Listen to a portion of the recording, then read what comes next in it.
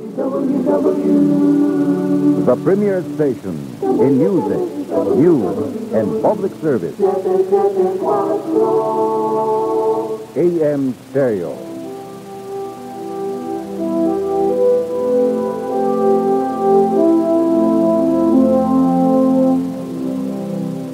Sumapit na tayo sa hangganan ng araw na ito.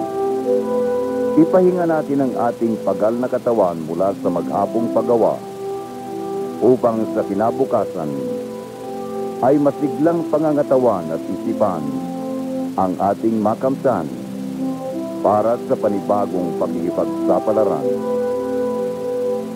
Sa tulong at masaganang habag ng Diyos ay narito ang panahon ng ating pamamahinga. Ama, pinasasalamatan ka namin dahilan sa iyong tulong at walang maliw na paglingap. Patawarin mo kami sa aming pagkakamali, sa aming pagkamakasarili sa isa't isa. Binubuksan namin ang aming puso para sa pagpipika upang maging kasangkapan ng pakikipagkasundo. Taglay nawa natin ang pagtitiwala at pananalig sa iyong saganang pagpapala sa sambayanan at ingatan ang pagkakaisa tungo sa katatagan ng aming lipunan. Amen. Magandang umaga po sa inyong lahat.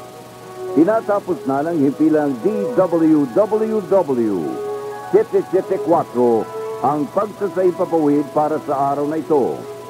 Ang DWWW ay isang himpilan ng radyo na pinangangasiwaan ng Interactive Broadcast Media Incorporated.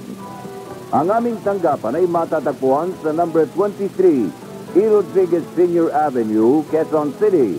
At ang aming transmitter ay matatagpuan sa Barangay Tagalag, Valenzuela City. Ang DWWW ay araw-araw na mapapakinggan mula Lunes hanggang Sabado sa ganap na alas 4 ng umaga hanggang 1:00 ng madaling araw. At kung araw ng linggo, mula alas 4 ng umaga hanggang 12:00 ng hating gabi.